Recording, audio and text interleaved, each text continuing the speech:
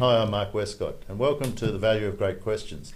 Today we're privileged to be with Rob De Castella, a famous Australian, a 4 times Olympian, 2 Commonwealth golds, an MBE to his credit, and an AO. There are lots of very distinguishable things, Rob, so congratulations.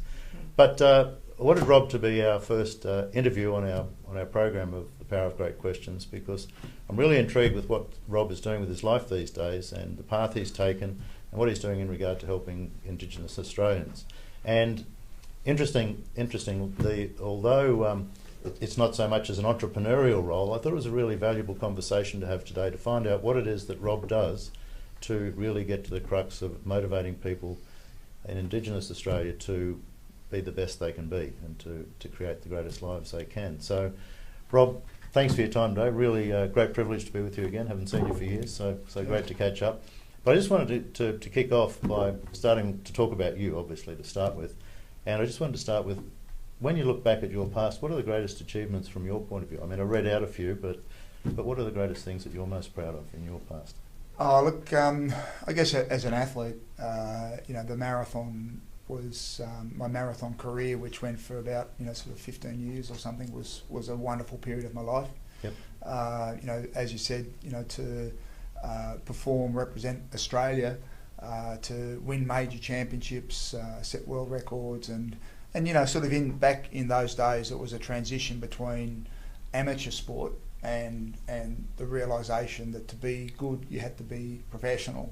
Yep. And for me to sort of span that period in track and field or in athletics was really interesting, and then to ultimately make a career and a life out of something that I was good at. Yep. Which was just running, which isn't that hard really. Just put one foot in front of the other, but you've got to do it pretty fast. Other people may not agree with you. And you've got to do it for a long time. But then to live overseas in the US, in Colorado, and I think just to have an opportunity to be a good role model and inspire a lot of people to get out and exercise and live a healthy life. Like most people, I mean, my family is Sure. the most important thing to me, and I've got 4 wonderful kids. I went through the process of marriage breakup and then found love again, and I've got another beautiful little girl from my second marriage, and being a father at an older age, I think, gives you a greater perspective on the value of family, and I just love seeing my little girl Sophia grow up and do incredible things, and the transformation that occurs. So that's really important. And then more recently, the work with the Indigenous community of Australia, and using my background in running and my contacts overseas and my profile here in Australia to put in place something which is having a huge impact, is really driving massive social change and addressing a lot of the horrific challenges that we as a nation have. To have our Indigenous brothers and sisters who have such a deprived life expectancy and have so much disease, chronic disease, and then the social challenges of suicide, youth suicide, and incarceration, and alcohol, and motor vehicle accidents, and that's, I think, that is what really came home to me, was the dislocation from self, and the fact that so many of the people that I got to know lost their sense of self-worth and their sense of personal pride and purpose, and if you don't feel as though you're worth anything, then you'll never make an effort to improve your life. So the first thing is to find a sense of identity, a sense of self-respect, a sense of personal pride and integrity, and then when you feel that, then you can transfer that into getting off the smokes and not getting drunk and being a good father and getting a job and you know, all of those other things. But if you feel as though you're worthless, you've got this attitude of, you know, why should I bother? And you lots know, of dignity as well. Yeah. So that's you know, basically what running does. You know, it's one of the most simple activities that we as a species have been doing forever. You know, man is the best long distance runner of any animal on this planet, and it's our ability to run long distance that has allowed us over the hundreds of thousands of years of our period on this planet to become the dominant animal. We are the best. We have got long legs. We sweat. We're great hunters and trackers, and our period as hunters and gatherers laid the foundations for our period into agriculture and civilization and all of those other developments. So going back to those fundamental roots, those things which are in our DNA, it's in our behavioural DNA, so that, you know, when we get our young men and women running on a regular basis, it's always hard. You know, when you're starting something new, it's always hard. But once they get into it, it resonates. You know, it resonates with their traditional and ancestral history and past, and they start to feel this incredible sense of connection with the land, with the ground, with, you know, sort of getting out there and exercising, and then, you know, to take them to New York or Boston or somewhere and have them run a marathon with thousands of other people from every country in the world and cross that finish line absolutely physically exhausted, you know. But proud. The marathon is about hitting the wall. You know, the marathon doesn't start until you hit the wall. It's the pain. And it's that last 12 kilometres when you've got nothing left that is what defines the marathon, and it's what defines us as people, is our ability to perform when we have hit the wall. Anyone can perform when it's sunny and the birds are chirping and you know, having a beautiful day, and you're living up on the, you know, up in Queensland in the beautiful weather. Come down here to Canberra, get outside, it's -4 degrees, and run a marathon. And that defines the sort of person that you really are. Because it's when our backs are to the wall that we really find out who we are. So you're saying Queenslanders are all soft, is that right? I think you've got a few problems up there too. Well, I suppose it's people under stress. That's how you really work out the integrity of a person, when they're under stress. Because when it's fine weather, you know, people can be the best selves, can't they? Yeah, it's easy. You know, it's easy to be good when everything's going right. Yeah. You know, but it's when, you know, when you go through a relationship breakup. It's when you know, for me, you know, our family went through the Canberra bushfires back in 2003. You know, over 400 homes. We lost everything, and you know, it was a horrific thing for us as a family to go through, but it was also a wonderful thing. You know, I tested myself, or I was tested, and I had to be a good father. I had to support my kids and my family. I got involved with the recovery task force here and helped to set a lot of the policies and programs that help the Canberra community to recover.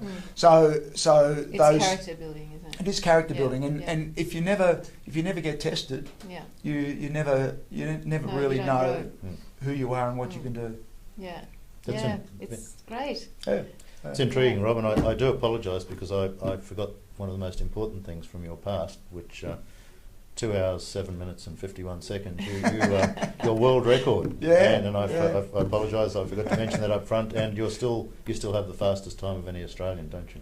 To this day. It's you can start about that. It's about time someone got faster. That's right. I need one of our Indigenous guys to come through, and eventually they will. You've your past has been fantastic, and I'll give Sarah a go in a minute here. But I just want to talk about your future. I mean, you've had a fantastic past. You've achieved just wonderful things, and as an Australian, we're all so proud of you. But when you look towards your future, what's the vision you have of your future that really drags you forward? Well, for me, it's always the same as it's been for a long time. I mean, you know, trying to perform but still find balance. You know, I try to keep myself healthy and fit. Yep. So I still jog a little bit, but I do a lot of traditional martial arts now. So I've been doing that for about 15 or 16 years, and that drives me to still push my body and stay strong and healthy and fit. And the work contributing to community is really important. Sure. for me, and I really think that the work that I'm doing through our Indigenous Marathon Foundation is more important than what I did as an athlete. Yep. I think the issues that we as a nation face in terms of trying to find a solution to addressing the problems with Indigenous Australians is more fundamental and more important than representing Australia on the Olympic stage or whatever. Yep. It's hard, and I don't profess to have all of the answers, but I see from the 43 graduates that we've had over the last 5 years that they are having a huge impact out there. So I want to continue to drive that, and I'm working very hard to build up our foundation so that it has financial independence. We're looking to build a major endowment fund that will really allow the foundation's work to continue and not be so reliant on government grants and other sort of funding which comes and goes, and it's harder to plan for the strategic directions of the program. So Rob's looking for sponsorships and donations. Send money this way. And a great cause. Yeah, and we've got a lot of really exciting things coming. I mean, on Father's Day this year, we'll be launching our very first IMF Father's Day Warrior Run. Okay. So the first one is in Centennial Park in Sydney, and it'll be 5K, 10K, but it's an event which is built and will celebrate and promote what it is to be a good man, and especially with a lot of Indigenous and traditional Australian values. Yep. But I think it's really important for us as a nation and as a community and as families to emphasise and promote and celebrate good men and what it means to be a good father, what it means to be a good man in our world today. Absolutely. So we're looking to do that, and then roll that Father's Day Warrior Run out around the country in years to come, similar to the Mother's Day. There's a Mother's Day Classic, which supports breast cancer. Supports breast cancer, and that's now in 130 locations around Australia, and raises a lot of money for breast cancer research, which is wonderful. But what I want to do is to use that as a model and emphasise the positive attributes of good fathers and good men, and provide something which can help us as a foundation get that financial independence. So we're looking at a whole host of different ways that we can build up that. Put me down for the 10K run next year. next year, there you go. Do the 5K walk. I'll do the 5K walk this year. Yeah. I'll do the 5K walk. Yeah, so... I'll be the father. And then, I've also got a small little business here, which we started about 6 or 7 years ago, which focuses on similar to like a paleo health foods. Yes. So we do a whole range of grain and gluten-free foods, in breads and savoury foods and long shelf life foods and other things. So looking to put a bit of time and energy into building up that business as well, because it's helping a lot of people who are having problems with our foods that are available these days. Yeah. That's a big future. Yeah, I think it's changing, and even just driving in this morning, the ABC are talking about changes to the food pyramid and how all of a sudden, butter now is in vogue because it's actually a saturated fat, and that's what we as a species evolved on for hundreds of thousands of years was animal fat, and we are fat burners, not sugar burners. But our diet now is sort of completely buggered up by the amount of sugar and carbohydrate that is out and there, because it preservatives. appeals. Yeah, and all of the chemicals Yeah, and all of the modified foods and everything. Right. So trying to get back to traditional foods that we as a species evolved on for hundreds of thousands of years. And as a species, we've only been farmers for 10,000 years. But you know, and that's not enough time for us to adapt to those natural plant defence chemicals. So we are meat eaters predominantly, and fat eaters. So the dairy and saturated fats especially are what we should be eating. So that's, you know, a really interesting pioneering area, because there's still so much confusion and there's so many agendas, business agendas out there in the wheat, rice, corn, and then flows on to, you know, all of the pharmaceuticals and everything else. So a lot of those things are driving our policies and our guidelines, which are not, I don't believe, really aligned to where we should be going. And that's very interesting, Rob, because that brings us back to the primal thing of what you're doing, and it's coming back to the foundational approach of, and if you look at the Aboriginals, if you go back to their heritage and their roots, the marathon running is actually part of what they came from, and so you're coming back to in that respect. Now, with that, I was just going to ask you, how do you motivate Aboriginals within the context of their culture?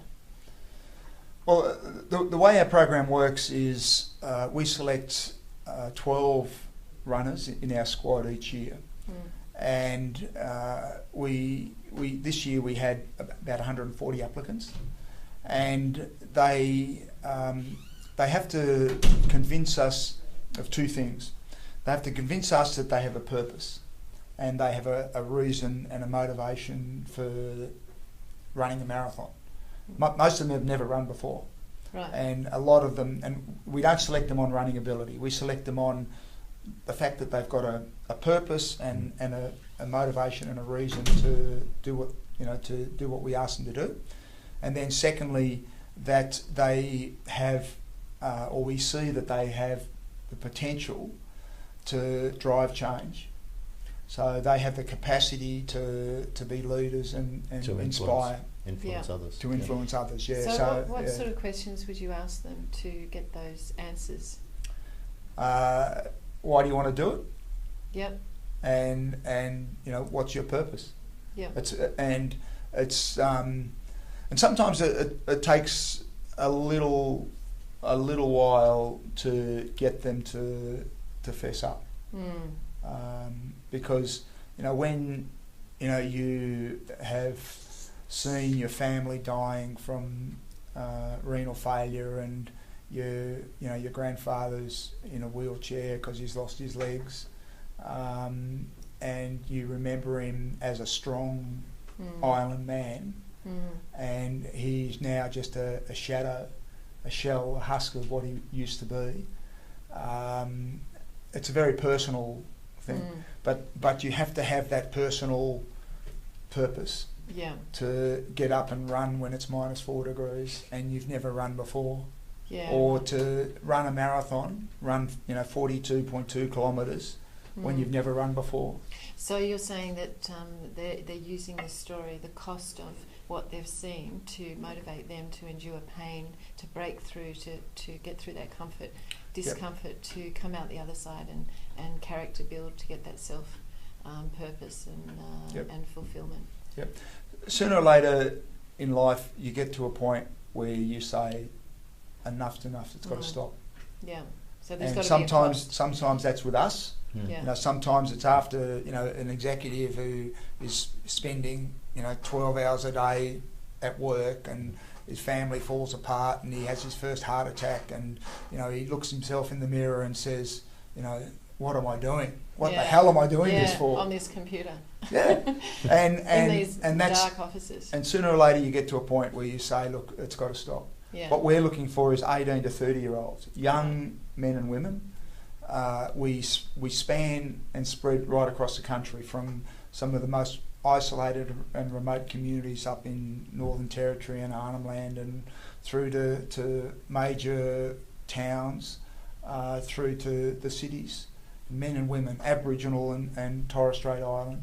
And each of them have to have had something that's happened, or they've been involved, or they've seen something where they said, look, my father hung himself, and I found the body, and I don't want my little sister to go through what he went through as a man. Yeah. So and that's identifying their purpose. When they have that purpose, they will walk on broken glass to make a difference. Do you find it hard to get that out of the kids when you're talking to them, Rob? I mean, my take would be the conversations would be difficult conversations. They'd be used to a lot of peer pressure in their own environment and so on, and you coming in and sort of asking questions. I mean, it's all very well to ask questions, but the questions lead to conversations. And what I'm hearing from you is that you start with the questions, and then if you can get into a conversation with the kids, then you find those stories out, and you can find out what really motivates them. And getting back to what the purpose is today is, how do you really nail through to cut through all the clutter, the cultural issues and so on, to really get to the heart of each kid that you're talking to find out what's going to drive them. Yep, it is hard because, like I said, I mean, these are personal things that they've been through, and there's a lot of in Indigenous community, Indigenous Australia. There's a strong concept of shame, and shame is, you don't want to be seen to be standing out. You don't want to be seen to fail. So there's a sort of a big reticence to expose yourself. So to preserve their dignity in regards to what's happened in their past, to take them to the future. And when you're asked, like if you were to ask questions, is that okay in the Aboriginal community? Do they? Is it And they're receptive to questions. Yeah, I mean, it's a little bit easier for us because we're now into our 6th year and we've got 43 graduates and people know and they see the Indigenous Marathon project of getting to New York as a platform, and something has happened to them that has inspired or motivated them, or someone that they know has put them forward because they see something in them, and then they've already started that journey, and what we do is they know that they need to convince us. So asking the question, if you want to be part of this, you need to know how important this discussion is. If you can't convince me that you have the purpose and the drive and you have the capacity, then you're not going to make it. So your question to them is basically convince me that you're motivated enough to take this journey. You've got to put it in context. You've got to, having a conversation and asking a question out of the blue. There is no framework around that question. So it's more organic with the questioning as you're going with the story. It's I don't know. I mean, it's they want to be part of what we do. So they need to, and it's an interview. We ask them about themselves. Where they're from, what their family connection is, what their heritage, all those basic questions. But then it comes down to the hardcore of saying, why do you want to do this? What's your purpose? What's your reason? Yeah. Yeah. And which is so important. And there is a relationship, so we'd never do that with more than one person. Yeah. So it's a one-on-one relationship, and there has to be that trust. Yeah. So they know that they can talk to us, and they have to talk to us if they want to come with us on this journey. then they need to tell us why. You're giving me goosebumps, Rob, because the things you're talking about are just so transferable across the whole range of people, businesses and so on. And I mean, it's all about building the relationship, asking the questions, trying to find out what people's vision and what the journey is that they want to take, what's their bigger future. I guess I do have another question, and that is in regard to the people that you've taken to New York. I mean, that just must be such a life-changing experience for those lucky few that get to do that journey with you. So my question is, when they've done that, like for some people, when they reach their pinnacle, all of a sudden there's no purpose left in their life. How do you then help those people to keep going after that? Finish line is just the start line. And so that's, I'm interested in how you then take those people and make sure that doesn't become their finish line. Look, the journey over that 6-month period, where we have 4 training camps for about 5 days each in different places around Australia. They have to pass our education component. So this year they all have to do a Cert 3 in fitness. So they have to get that qualification, and they learn about chronic disease, and they learn about event management, and they get a coaching and a first aid and all those other. So they've got the tools to make a difference in their backpack, and then they. I was wondering what that was. They have to. I thought I should explain.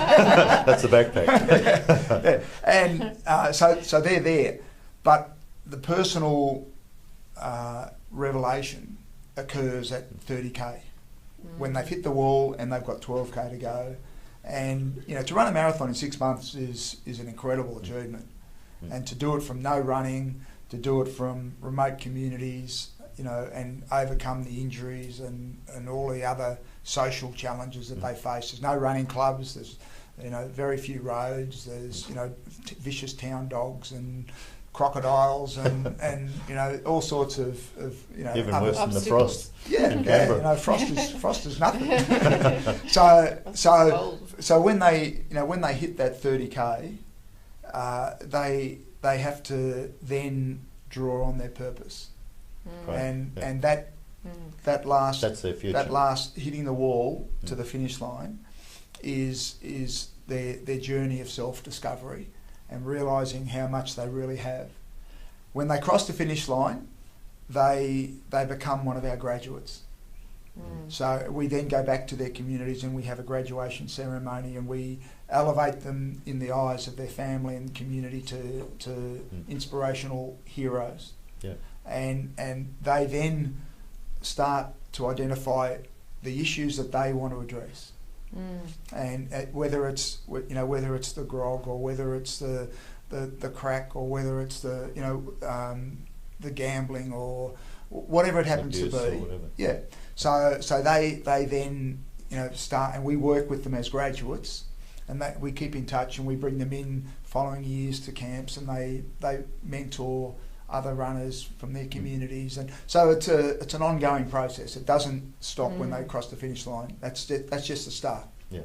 And Rob, when you're coaching these guys and girls, that last 10Ks, what are the sort of strategies do you teach them, or are they in the present moment? What are they thinking in that last 10Ks? Is there a is everyone keep going.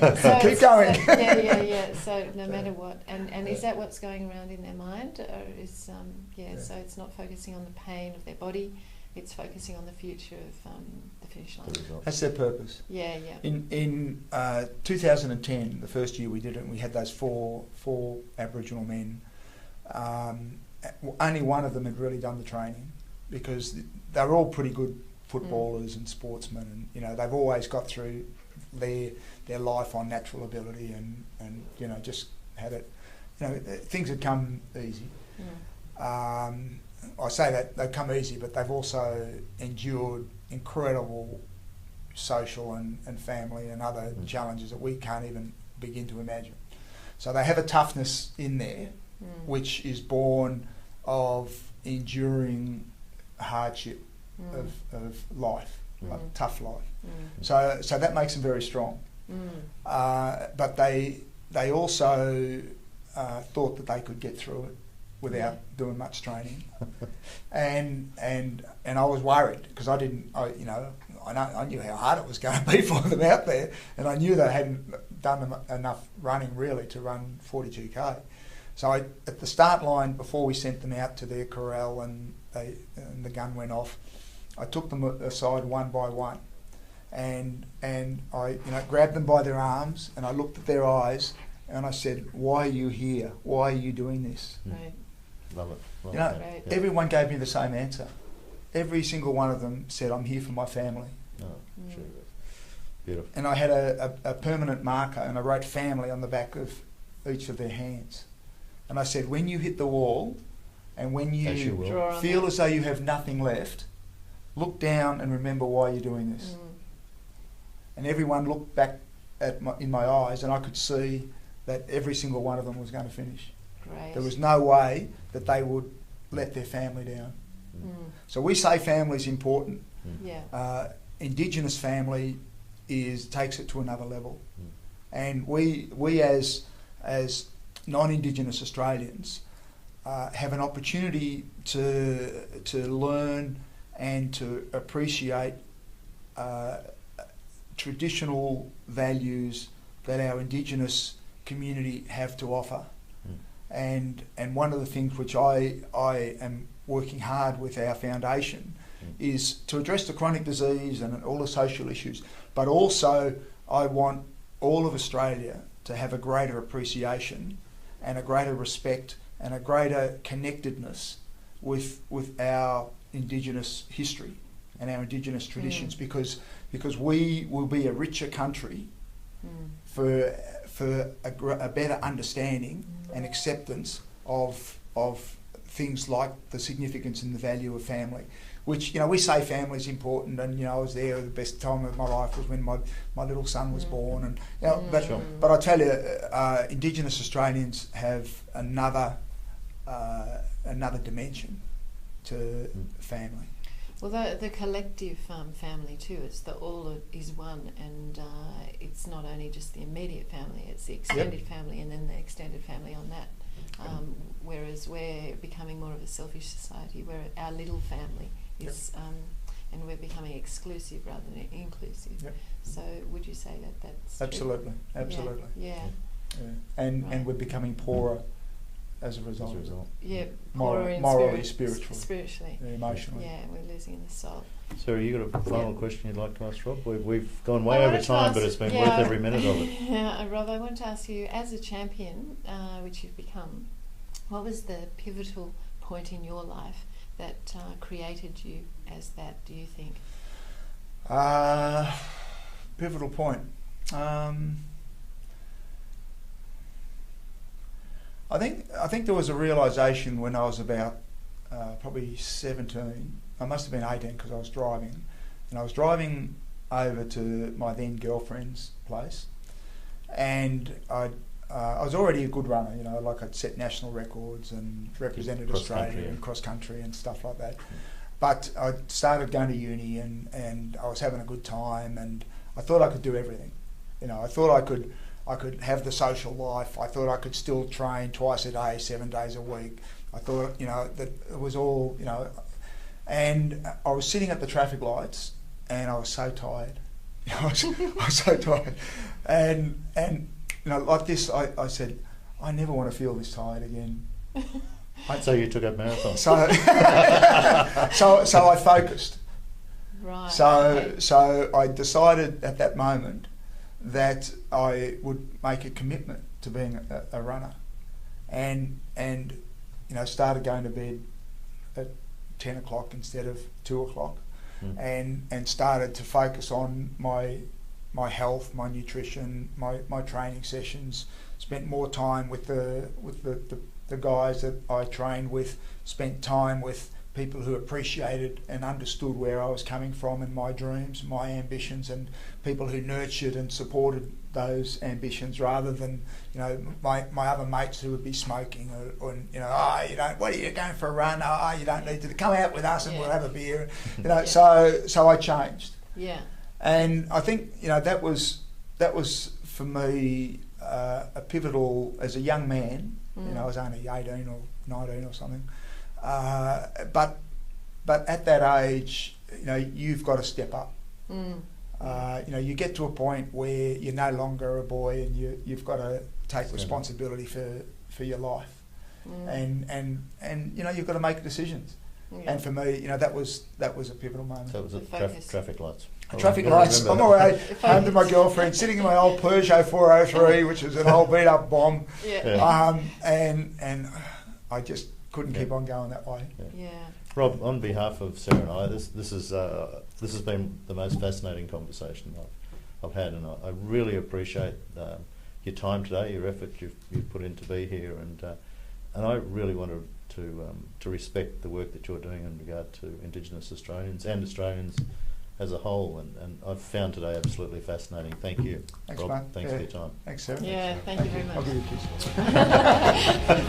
I don't want one.